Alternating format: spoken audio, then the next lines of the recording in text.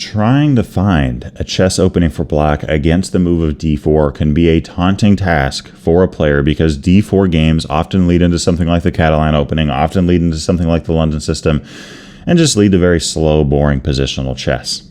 Okay, at least from the black perspective. Now, in today's video, I'm briefly introducing the old Benoni defense. This isn't going to be a super in-depth video, but I'm just going to be introducing this opening that kind of throws white off of their usual game plan much of the time, and also giving you some options in terms of, okay, you start out with the old Benoni defense, what kind of way, what kind of direction do you want to take it? Now, against the move d4, the old Benoni defense is us playing c5 on move 1, immediately striking on d4. White can't just play bishop f4 now without realizing we're taking on d4. They can't just play g3 or knight f3 without us just capturing that pawn, giving up a flank pawn for a central pawn, which is, in our case, a very good idea because pawns towards the center of the board are more powerful and stronger in the opening because they control that central space better. Now white here, when they see this move, they have a big decision to make. Do they want to take? Do they want to push? Do they want to defend the pawn? By the way, taking is just not good. You're up a pawn, but we play e6. We're going to capture back with development if you don't defend it. And if you do defend it with b4, okay, a5. Let's start going after this pawn chain. I mean, I don't care if you play a3, we can take. You can't take back without losing your rook. If you capture on a5, sure, you're up 2 pawns. But it's only move 4, and you got 2 sets of double isolated pawns. We can take these pawns later.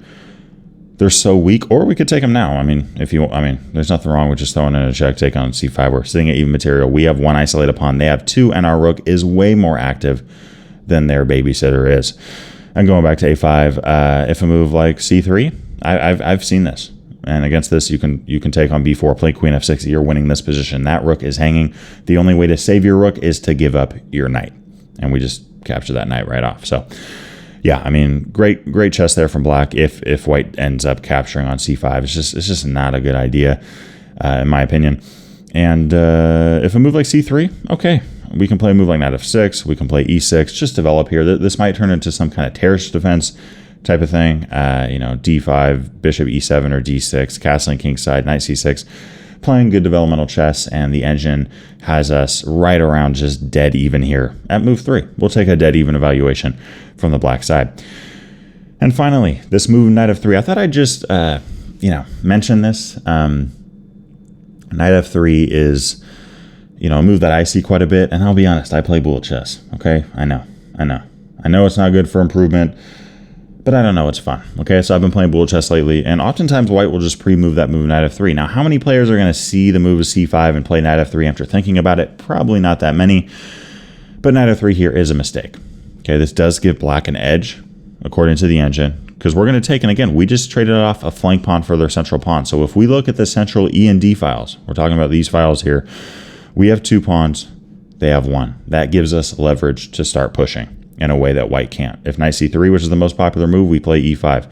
Knight f3, I'm showing you the most common moves in online chess from white, and we're just kicking this knight around like crazy. And by the way, if you play something like queen to d3, queen d5 is a great option. Knight c6 is a great option. I mean, you're walking into a pin, but that's the best thing you can do. If you end up bringing this knight back, we can play, a move like knight c6 developing. We could also play e4, just continuing to forge ahead. We have 3 pawns on the 4th rank as black. We're wiping out 5 squares on the 3rd rank. And the best thing white can do here is just capture off that pawn. I mean, sure, you can run back to g1, for example, but now we have e3. White's position is falling apart, and white there is in some serious trouble. Now, against the move c5, again, right? Capturing on c5, not good for white. Knight f3, not good. If you play c3, you're equalizing. There's a lot of different things that we can see there. But the most popular move is this move of d5. And this is the best move for white, by far. This is by far white's best move. And there's some different options that you have here. So I'm just going to state them. First off, e5. You can go with e5 here. By the way, if white wants to en passant, that's fine. We're going to take towards the center of e4, knight c6. And we can start looking towards a central break here. If they want to take, okay, we'll capture back. We got knight f6, bishop e7, castling kingside very quickly. We got 2 connected pawns very active in the center of the board here with a solid game. And if white doesn't en passant, and let's say we see a move like c4, we can play d6, g6 here, bishop g7. I kind of like knight e7 and really looking towards an f5 push. This is a lot of fun. By the way, if f4, we can just castle. All right, take all you want. We're gonna play bishop g4. We can bring our bishop back. We're gonna start looking at knight d7, knight e5. White's bishop on d3 is horrendous because there's all these white pawns, and we have great control over the dark squares. Both of our bishops are extremely active, and again, e5 is a major outpost that we're going to start looking towards. And if white doesn't play f4, which they shouldn't, in my opinion, okay, we play f5. We start advancing on the king side of the board in an aggressive fashion. It kind of feels like a King's Indian defense a little bit to me. Maybe we're going to castle. Maybe we're going to bring this knight over to f6. Maybe we're going to play f4 at some point. This can lead to a very fun attacking game. But that's not the only option that you have against d5. Okay, there's other moves that you can go with here. One of them is playing g6 and just fianchettoing this bishop, continuing with d6. You really transpose into a pterodactyl defense in this kind of case, and you can just keep developing your pieces naturally. You could also, against d5, play the move of knight f6. Now, this is technically, at this point, the Benoni Indian defense. c4 is the most popular option in online chess, and yeah, we're now in a Benoni. You could go for a Benko here, right? There's a lot of transpositional stuff, which is kind of fun. We're putting pressure on c4, and white will usually take and capture off the second pawn as well, going for the Benko gambit, fully accepted. Here you can play g6. There's no rush to take this pawn, y'all. I mean, we got 3 attackers on it. You're not going to be able to hang on to it. And, okay, now after knight c3, we can take. White will often play e4. We capture on f1. We play d6. We're going to be looking to fianchetto our bishop on g7. Castle, play knight d7. Get both of our rooks on b8 and a8. Actively fighting for those 2 files. Our bishop is going to be very active on this square. Maybe we're going to play knight g4 and reroute. Maybe we're going to play c4 and try to get our knight into d3. We're playing for activity here, and the Benko gambit is one of those rare chess openings where sometimes we're okay going into the endgame down a pawn because of our activity of the rooks, because of our active bishop. White has to give that pawn back at some point, and sometimes more. Okay, so yeah, I mean, the c5, the old Benoni defense, fun chess opening option for black. Yeah, let me know what you think of it down below. Let me know if you play the old Benoni or if you've ever tried it out.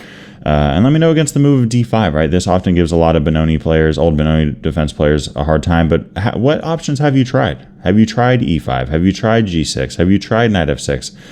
What kind of options have you went with here from the black side? And quick reminder as well, y'all, I have a 30% off discount code available to y'all that are interested in the Czech Pierce Defense course. Only good until the end of the month. I have an over 6-hour course on the Czech Pierce Defense. If you want to get that 30% off, all you got to do, go down to the description below, click the link, click the freaking link, plug in the discount code CheckPierce2024, and you will receive 30% off on that course. Peace. Thank you guys. Stay well. Stay up. I don't know what else to say. See you on the next one. Thanks for watching today's video. I hope you enjoyed it. I wanted to give a big shout out to my Patreon supporters for the month of September in 2024. I appreciate y'all a ton. It's been great getting to know you guys. And for those of you that haven't thought about joining the Patreon, there's some exclusive benefits that you gain by becoming a member.